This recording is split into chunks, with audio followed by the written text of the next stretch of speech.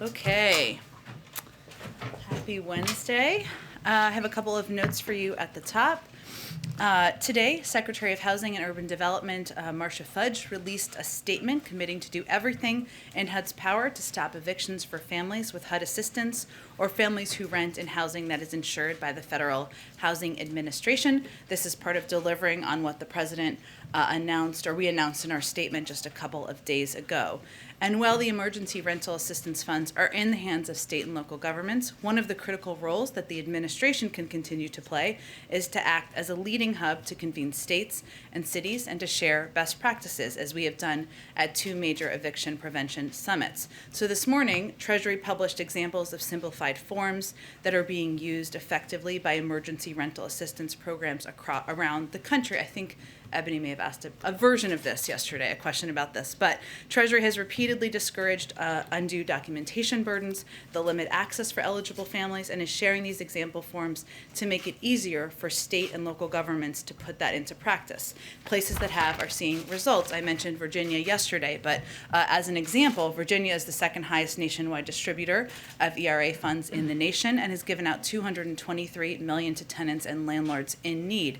Virginia followed Treasury's guidance to eliminate documentation burdens that slowed down application processing for eligible families, and the state was able to significantly cut down application processing times by streamlining what is often the most time-consuming part of the eligibility verification and a barrier for people applying. So this is a process that we're trying to share best practices, and the Treasury Department is trying to simplify these forms to make it easier for families. As I mentioned yesterday, we're going to continue to highlight what the bipartisan infrastructure deal will mean for families across the country, as we will digitally as well. Right now, there are up to 10 million homes with lead service lines and pipes. Children in up to 400,000 schools and child care facilities are at risk of exposure to lead. For kids, high exposure to lead can negatively affect academic performance and can lead to cardiovascular disease later in life. And the president clearly thinks that's unacceptable, as do a number of members of Congress. And that's why the deal makes the largest investment in clean drinking water in American history, replacing all of the nation's lead pipes and service lines from rural towns to struggling cities. The deal invests in water infrastructure across America, including in tribal nations and disadvantaged communities that need it most. I wanted to also take a moment to recognize the passing of Pentagon Force Protection Officer George Gonzalez, who was tragically killed yesterday in the line of duty. His life was one of service, a veteran of both the police and the military.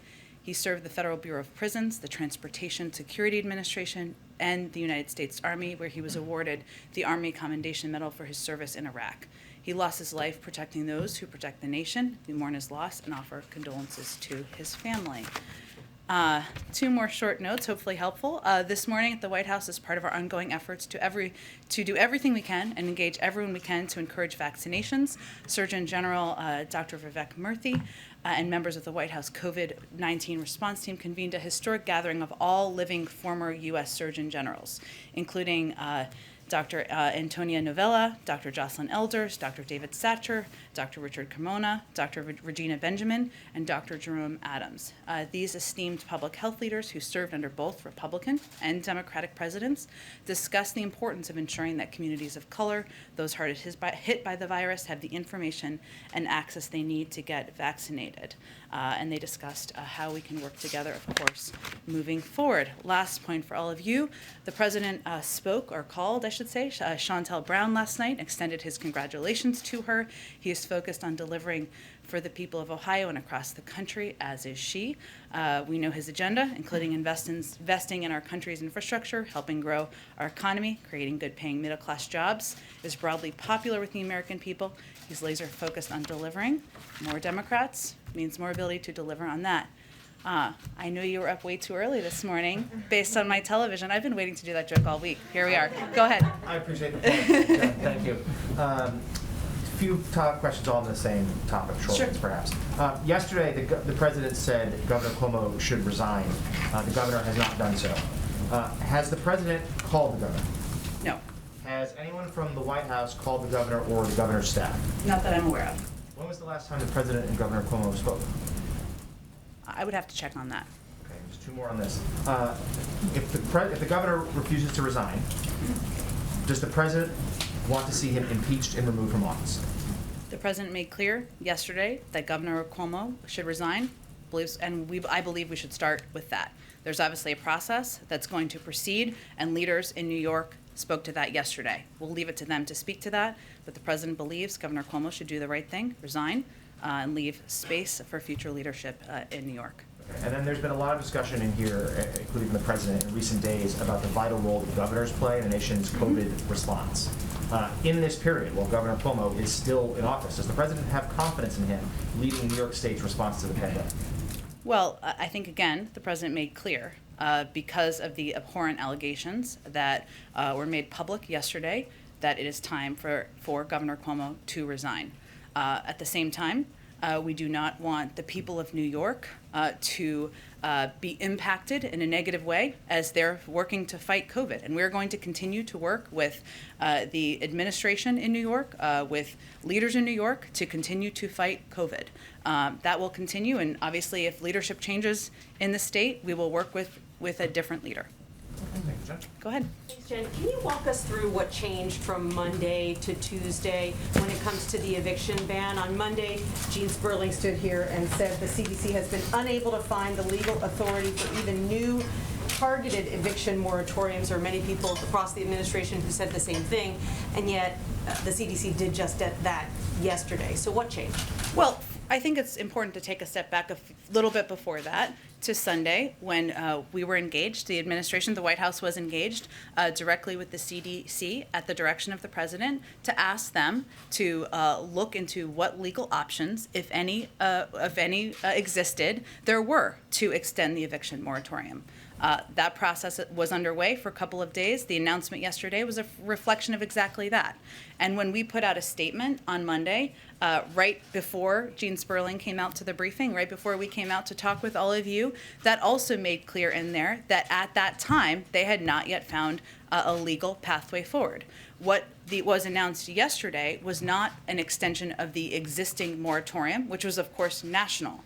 It was a more limited moratorium that was going to be impacting and helping areas that were hardest hit by COVID. So different than the last moratorium. That was also reflected in the statement that we issued on Monday, that was the president's ask to look into a more limited moratorium.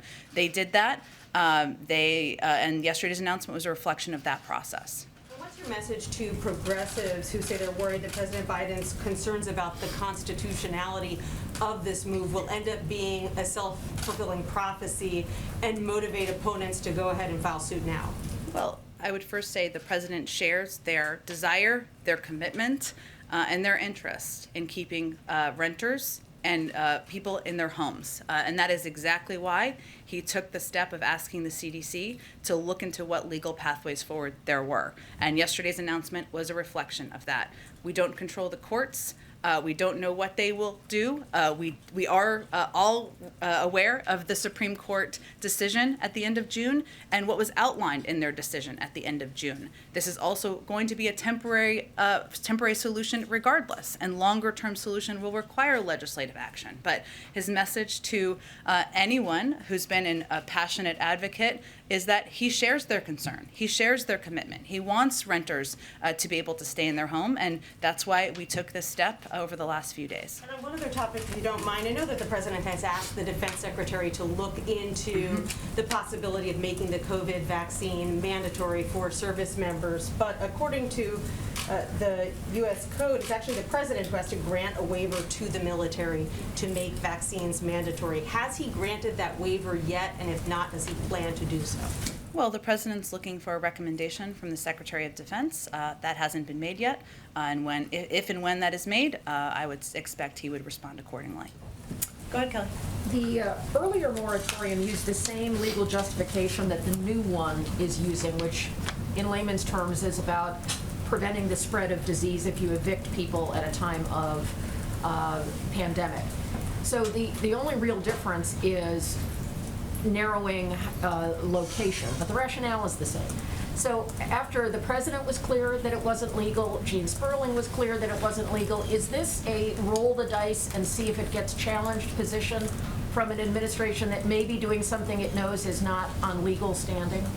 Well, the president would not have supported moving forward with any action where he didn't feel there was legal standing and legal support. We obviously don't control what the courts do, and we have, of course, seen what the Supreme Court decided and how they ruled, which was not related to public health, as you well know, Kelly, and was related to the relationship between the landlord and the renter. But this is different in that it is more targeted.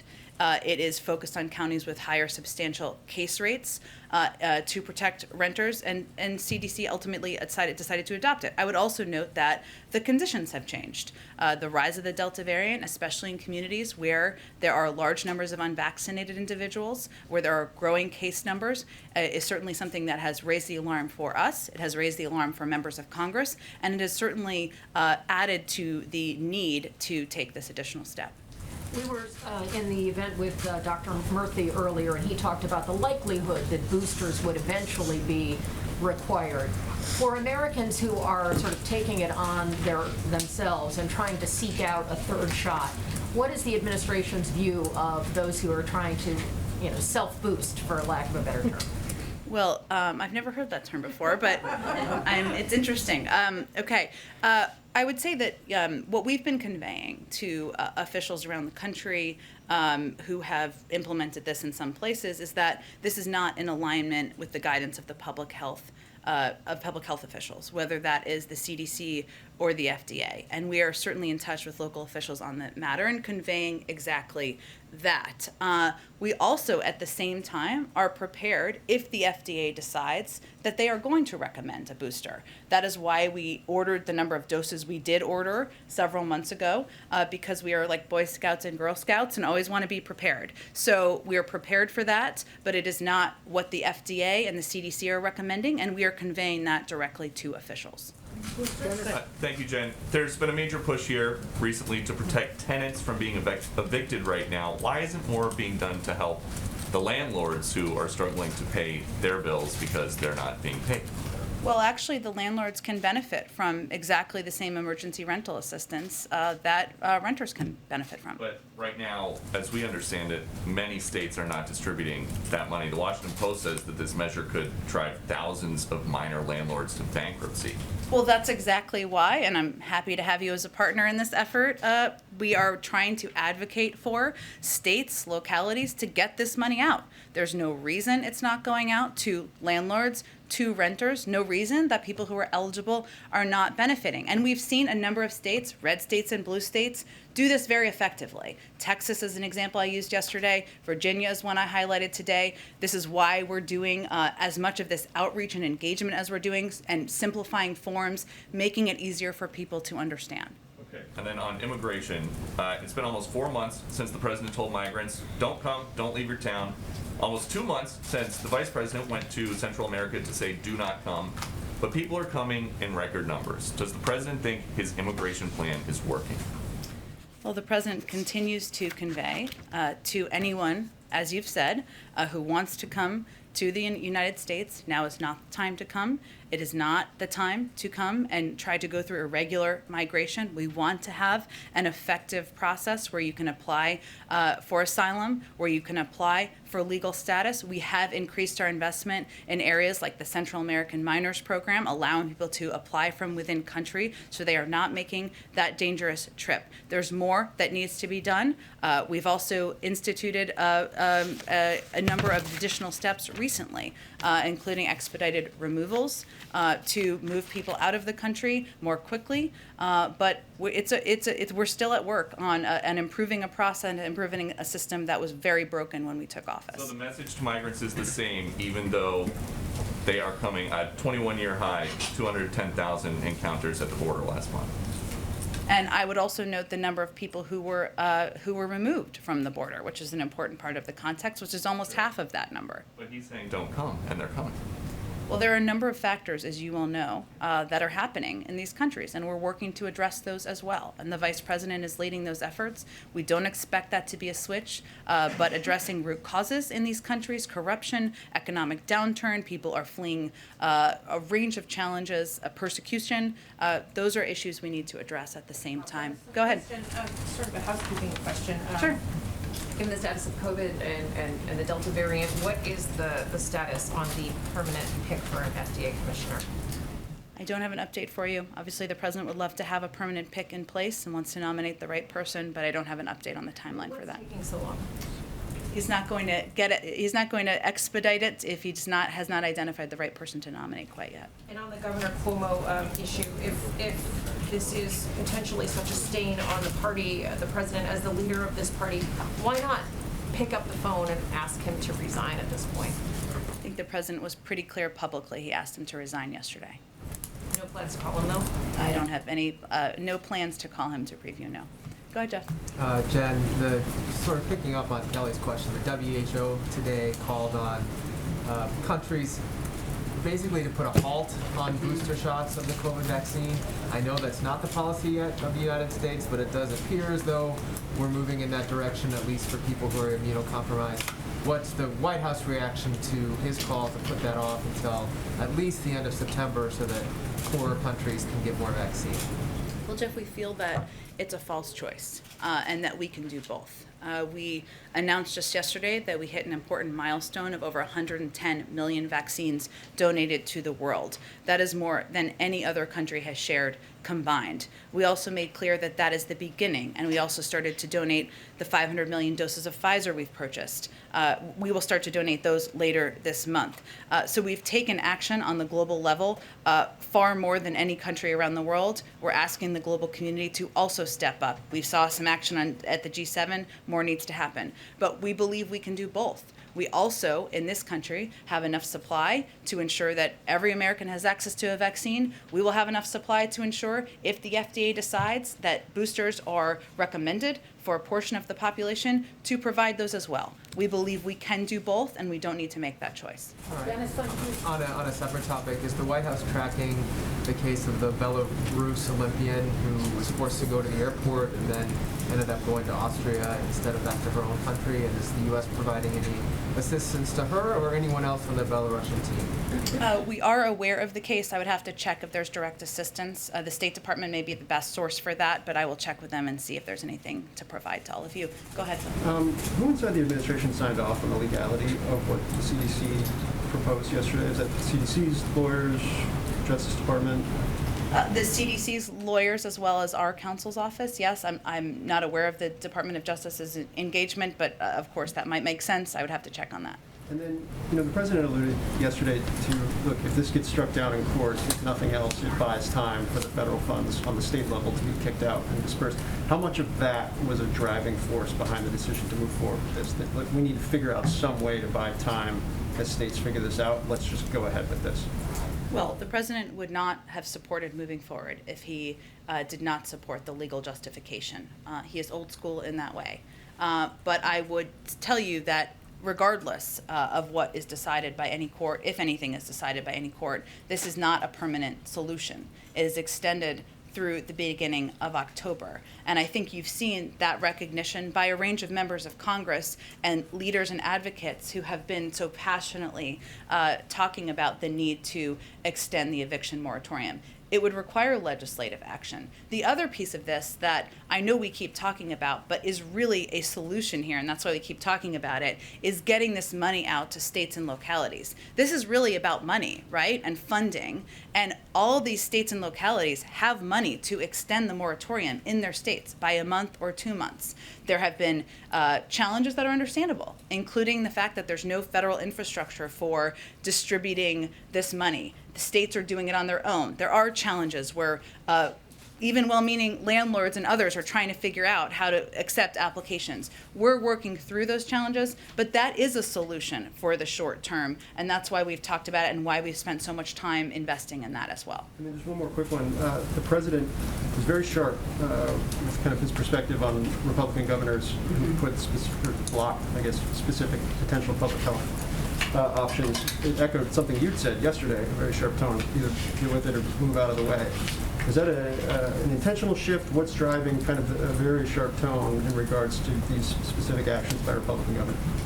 Well, let me be also clear that, as the president said yesterday, the vast majority of leaders, and as I said too, continue to step up and do the right thing. People like Governor Hutchison have been traveling their state, hearing from their communities, and answering questions about the vaccine.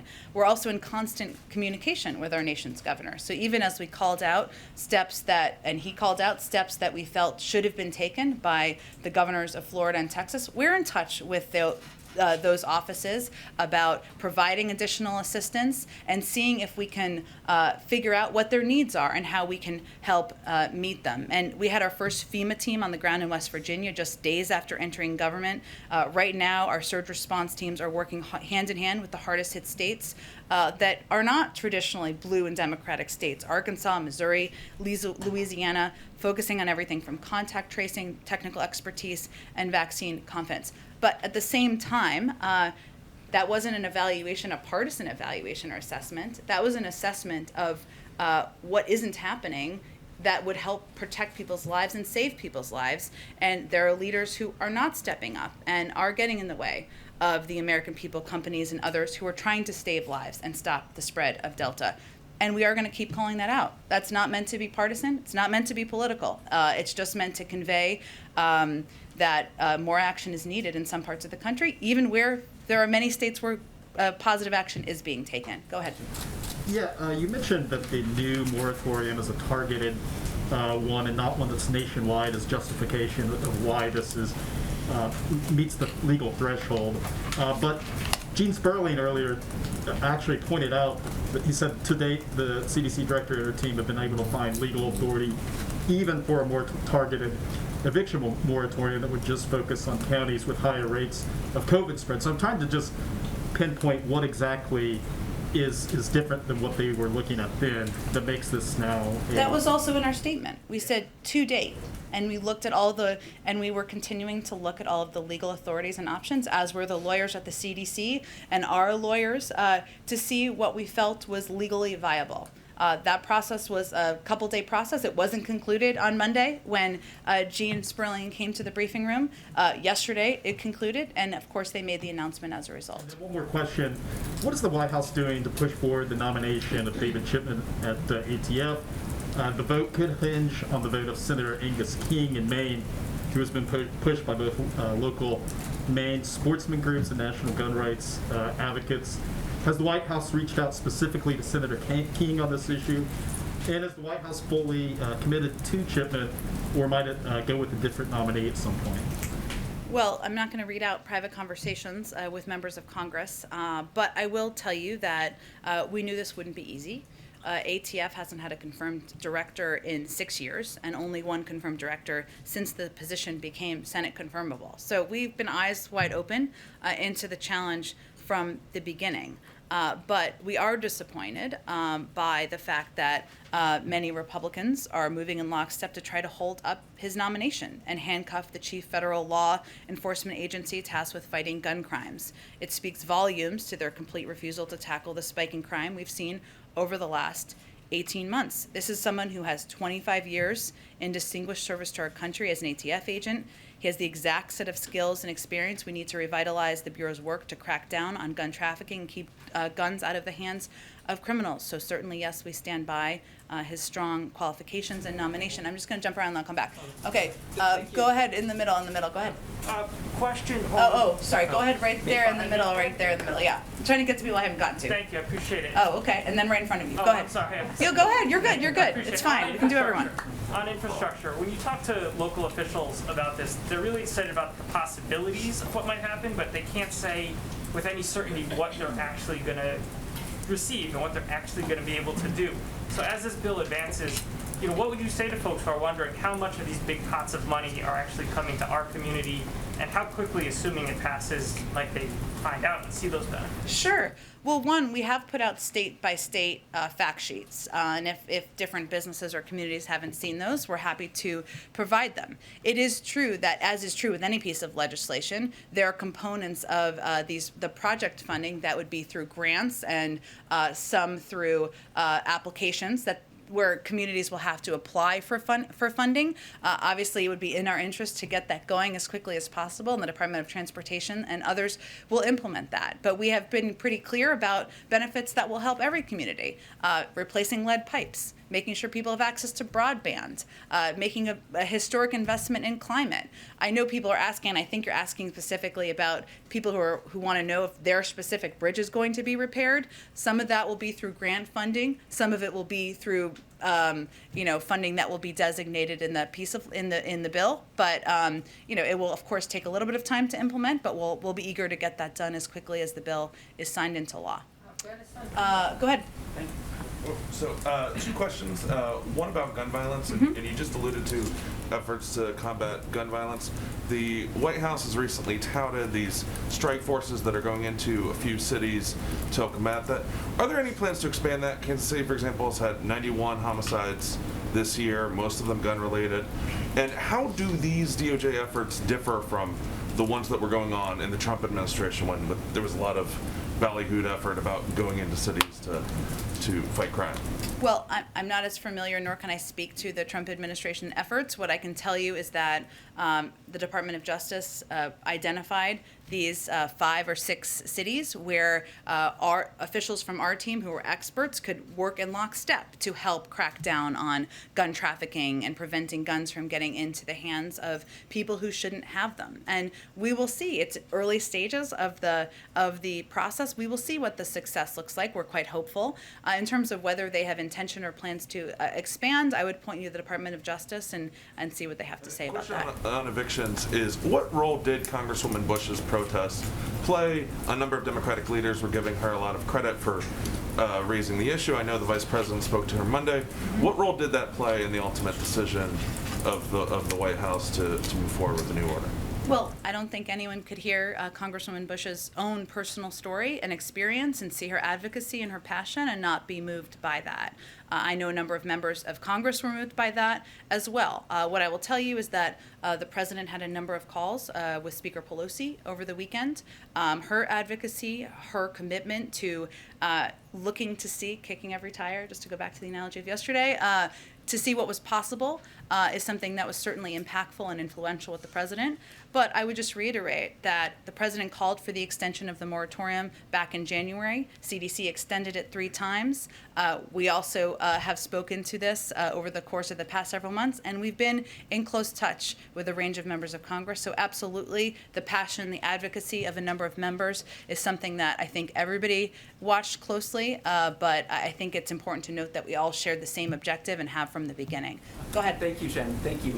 Thank you. It's been a while, so I'm hoping to ask you 2 questions, if Okay. that's all right. First about the coronavirus pandemic, and then about a follow-up to Governor Cuomo, the report on him.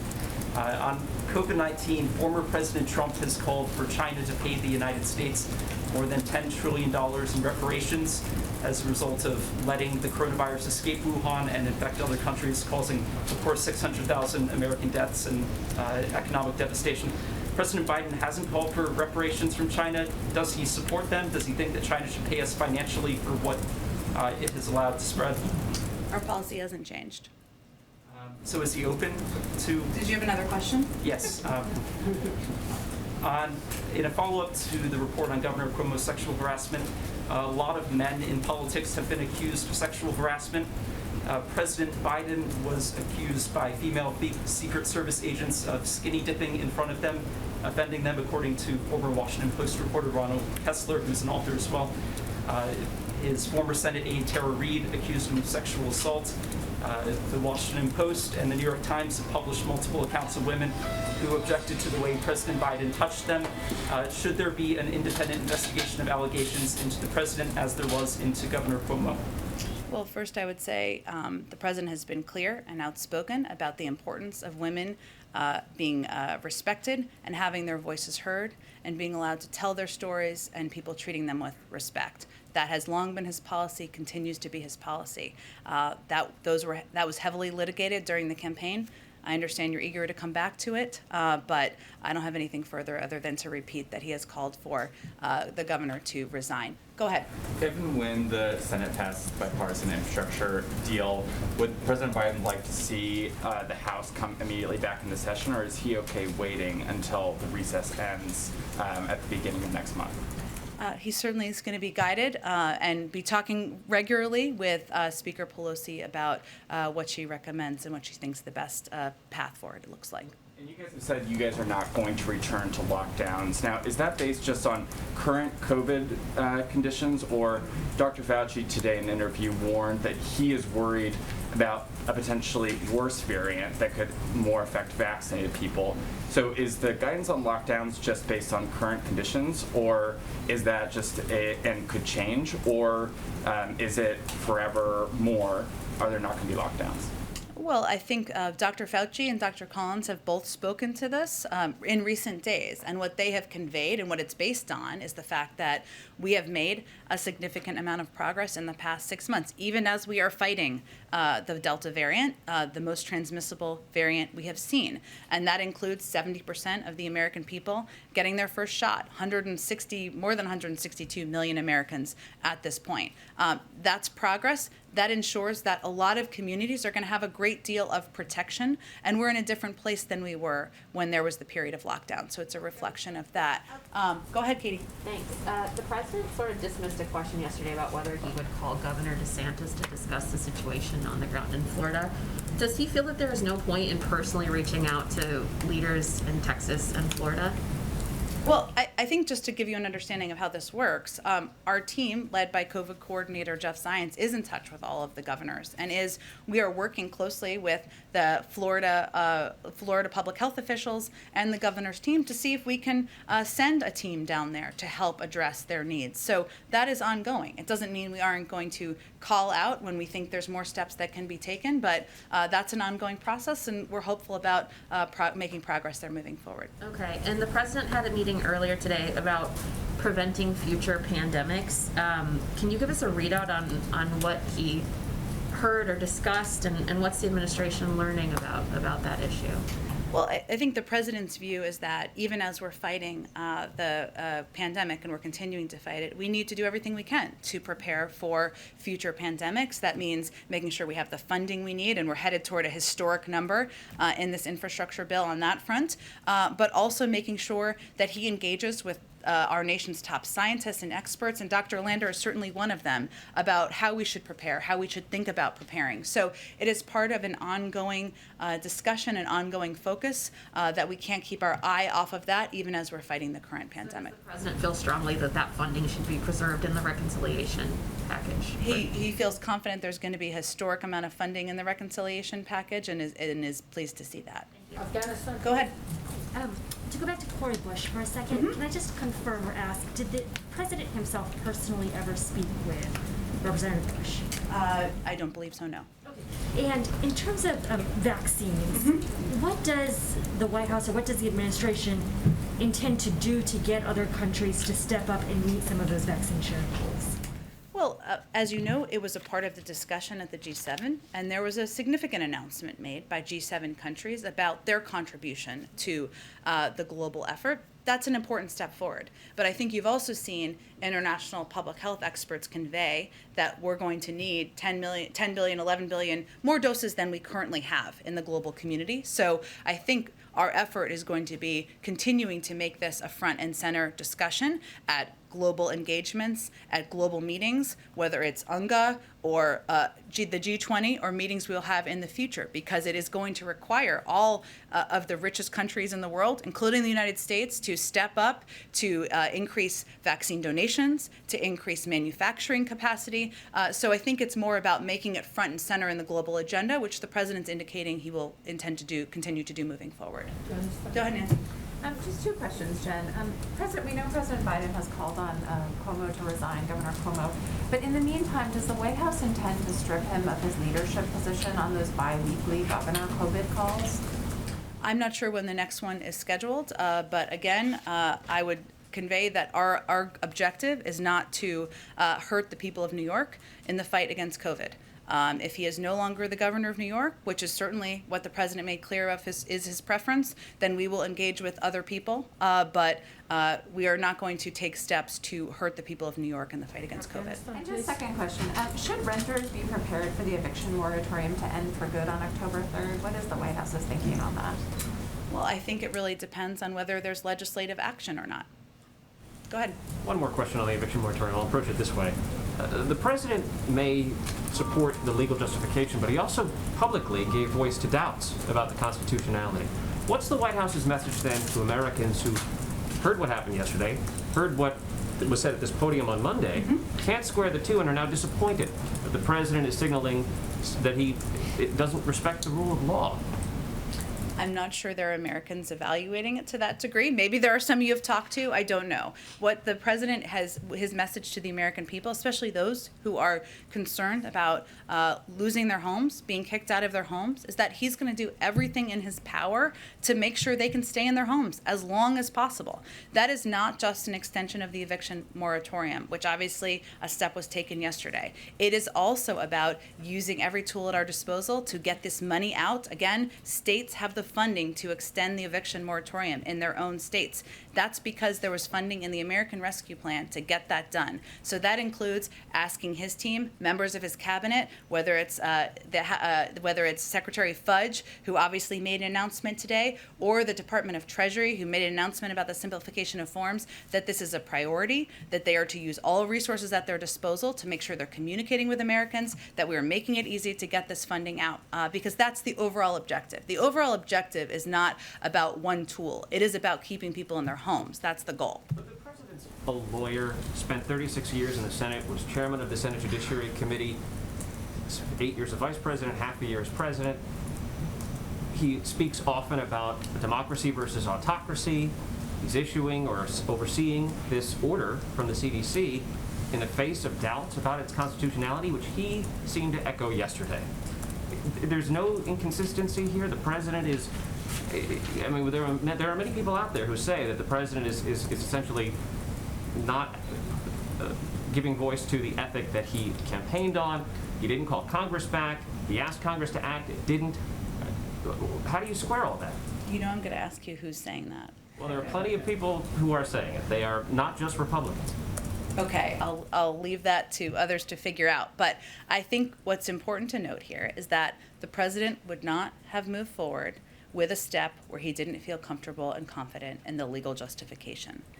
It is also a reality that there are legal steps that have been taken by the Supreme Court in the last few months. And we have spoken to that publicly. We're not going to hide from that. But he asked the CDC and his legal experts to look at what is possible. This is a narrow, targeted moratorium that is different from the national moratorium. It's not an extension of that. It's a different moratorium from a policy and legal standpoint. So he felt comfortable in the justification and the legal approach to this effort. A quick follow-up on that, Jen? Go ahead. Thank you. You mentioned that the president is old school, and Steve noted that the president spent a significant amount of time in the Senate and is also a lawyer. What was the moment that the president became certain that he was on solid legal standing to move forward with this extension? And what was the argument, specific legal argument, that won out and changed his mind? Because yesterday he seemed to be weighing the two options. Well, again, as I've been discussing, the justification from the legal team is that this is a different moratorium. It's narrow. It's targeted at the areas highest impacted. It is not an extension of the national moratorium that was struck down just 6 weeks ago. So is the sense here that, you know, this is temporary? It's still an open question about the constitutionality, but It is temporary. It was extended until October 3rd. So it's still a question of whether or not this is constitutional, but it's worth it? I didn't say that. Is that the He sentiment? would not have advocated for and supported moving forward with something if he was not comfortable with the legal justification. Let me just go around. Go ahead to the middle here. Yeah, thanks, Jen. Two quick questions. First, I was hoping you could preview a little bit the president's meeting tomorrow with AAPI leaders. I'm just curious what they'll be discussing and why you chose to invite them to the White House. Absolutely. Well, I should have more of a preview for you, but I will tell you that the president looks forward to meeting with leaders of the AAPI community tomorrow. They will discuss a range of topics, including, of course, economic investment, the fight against COVID, voting rights, which is certainly an issue that is of great importance to a range of communities who have been quite active on this issue, and obviously continuing discrimination that members of the AAPI community experience. We've also proud of the number of nominees from the AAPI community that we have put forward for a range of important jobs in the administration, but those are some of the topics on his agenda, and I'm sure they'll come ready with a number of topics they also want to discuss. Quickly, just on COVID. Yeah. The president yesterday was asked whether he thinks more cities and states should follow New York City's lead and institute rules, essentially requiring people to have been vaccinated to go to restaurants and stuff like that. And he said, I do, but then he later seemed to suggest maybe it should fall more on those businesses. I was just hoping you could clarify, does the president, would he urge, cities and states to follow New York City's lead, or does he feel that it's more sort of a private sector matter where businesses should be the ones, taking the lead on this type of thing? Well, both. I mean, there are steps that are going to be taken by localities. There will be steps taken by businesses. The president supports local efforts to keep communities safe. They're going to be different from community to community. And our view is that any verification program should meet a few standards. Accessibility. It needs to be free and available in paper and digital formats, should be secure and private, non-discriminatory, given equity is at the center of our agenda. But we know we will see more local communities do more and more things in this space, including verification and employee mandates that will incentivize vaccinations, and we're encouraged and supportive of innovative steps at the local level. I just want to jump around. Go ahead to the back. Yeah, go ahead. Thank you. I'll go after. Go ahead. Okay, yeah, go ahead. I have two questions. One on Quad. Early this year, during the virtual summit, Quad countries decided on vaccine production. Has the president set a deadline or timeline for when these vaccines will be produced for the rest of the world? I don't believe there's a deadline that has been set. It's a good question. Let me see if there's anything more specific. Obviously, working with the Quad on COVID vaccines is an important part of our, let me see. Okay, thank you for the question, because I was like, I know something more on this. Our Quad partnership is on track to help produce at least 1 billion doses of COVID vaccines in India for the Asia region by the end of 2022. So that is the timeline. Obviously, hopefully more sooner rather than later, but that's the timeline for the work with the Quad. My other question is about the kids of legal immigrants. Because of the aging out process, many of them feel that they will be deported back home to a country where they have never lived. Some of them have been moving around the city, meeting the congressman and the White House as well. One of them at least have met the president in Pennsylvania. Has the president given any assurance to these kids that instead of focusing on their studies, they are now focusing on the future? For DACA recipients, or? The legal immigrants, kids of legal immigrants, not the DACA recipients. Yeah.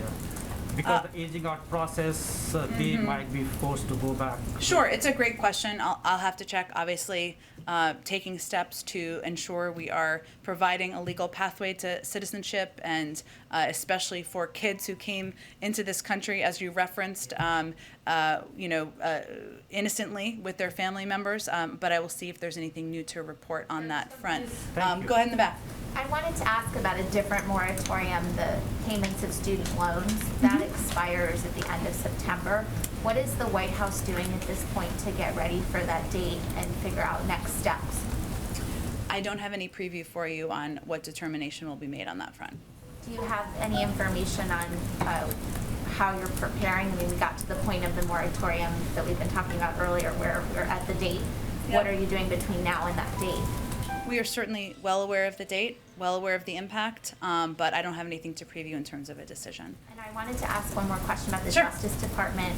The slot for Solicitor General is still open with the Supreme Court first session ending several months ago at this point and going into some cases that I'm sure the administration really cares about. Where are you at on picking someone, and what are you doing to get ready for that? I don't have anything to preview for you on any personnel announcements or decisions. Thank you. Go ahead, Shelby. Thanks. I wanted to ask about a Harris poll released this week that indicates the majority of Americans believe the worst of the pandemic is still ahead. And this is a big change from a few weeks ago. And so this is despite, as you said, 70% of Americans being vaccinated and CDC data showing that the vaccine is protecting vaccinated Americans from serious illness.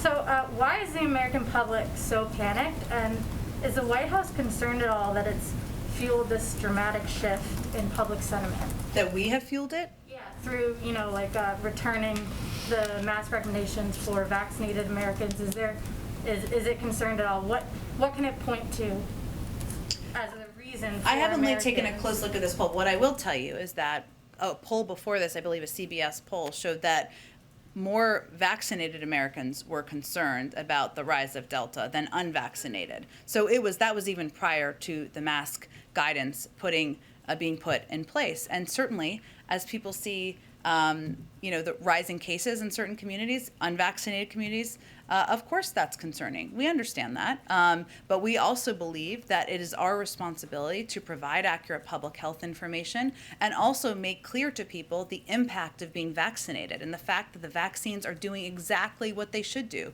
which is protect the vast majority of people from serious illness and hospitalization. But yes, we know that it is a challenge, and fighting a pandemic and communicating about it is a challenge. But certainly that's why we do as many briefings as we do, why we come out here every day as we do, and why we'll continue to allow our public health guidance to be in the lead. Go ahead. Yeah, on infrastructure, the House Speaker is still saying that the reconciliation bill and the infrastructure bill should be connected. Which bill would the president like to see on his desk first, the bipartisan infrastructure bill or the reconciliation bill? The president looks forward to signing both into law, and he's eager to do that. We've certainly made progress, and I'll also note that on the reconciliation package, which I know we haven't talked about a lot because the infrastructure bill has been front and center, but in the meantime, behind the scenes, which is, by the way, where most of the work happens in places like the White House, our legislative affairs team has had over 375 meetings and calls with members and senior congressional staff about just the reconciliation package. But there's no preference from the president whether he wants to see the reconciliation first, or he's going to stay in close coordination and rely on the guidance and leadership of Leader Schumer and Speaker Pelosi. How does as the leader of the Democratic Party, how does he get House Speaker Pelosi on the same page that they're not connected? Well, again, I think the president's been clear that he wants to sign both into law. We're encouraged by the movement of the infrastructure package forward, and we've been doing a lot of work behind the scenes, and the president will continue to advocate for publicly the reconciliation package, given how important his Build Back Better agenda is to him. We're told you have a hard out, Shirley. Just one or two more. Sure. Okay. Go ahead. The president made an announcement on Lebanon recovery today. Can you outline that for us? Sure. And also give us a sense, given the fact this is the one-year anniversary of that blast that devastated Beirut, how important is Lebanon's political and economic stability to the United States, given the crisis it's in right now? Absolutely.